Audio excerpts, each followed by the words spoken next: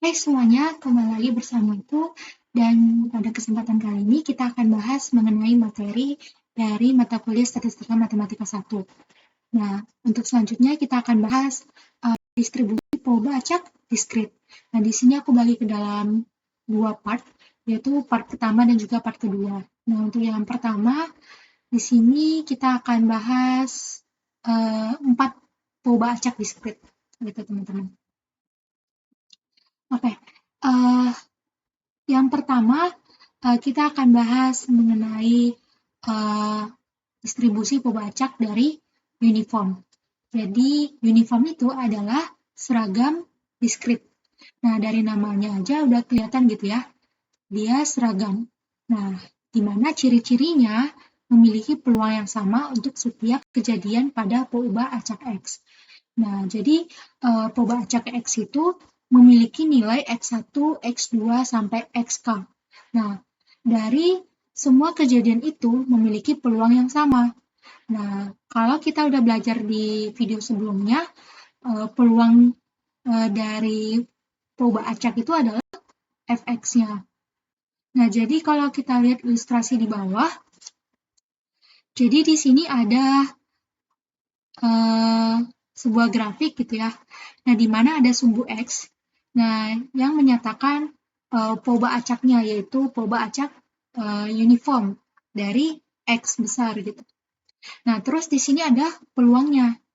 Nah, ciri-cirinya tadi kan katanya memiliki peluang yang sama. Nah, berarti untuk setiap kejadian X, katakanlah dari A sampai B, dia memiliki peluang yang sama, yaitu 1/N. Nah, atau kita juga bisa sebutkan bahwa distribusi seragam ini memiliki peluang dengan notasi fx titik koma k. Nah, di mana x itu adalah nilainya, terus k di sini adalah banyaknya kejadian. Nah, di mana sama dengan per k. Nah, di mana x itu dimulai dari x1, x2, x3 sampai seterusnya, gitu ya. Nah, untuk teoremanya kita bisa lihat untuk menentukan rata dan juga varian 1 sigma kuadrat dari distribusi uniform atau seragam diskrit, maka kita bisa tentukan mu-nya adalah sigma xi per k. Atau mu-nya itu bisa juga kita tulis k tambah 1/2. Nah, khusus untuk kejadian yang berurut gitu. Nah, maksudnya kejadian berurut itu gimana? Nah, jadi kejadian berurut itu ketika dia dimulai dari X-nya sama dengan 1, 2, sampai seterusnya. Nah, jadi kita bisa gunakan yang ini untuk yang ini. Nah, kejadian yang berurut juga kita bisa gunakan yang ini.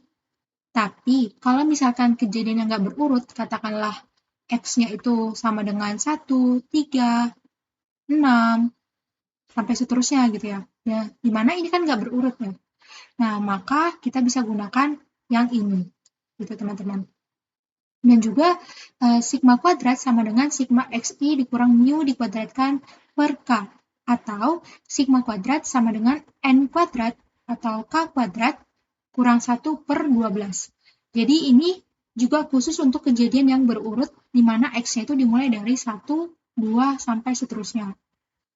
Nah, jadi yang ini tuh lebih ke umum, bisa dipakai yang untuk berurut dan tidak berurut. Tapi kalau yang ini untuk berurut aja, gitu. Gitu ya, teman-teman.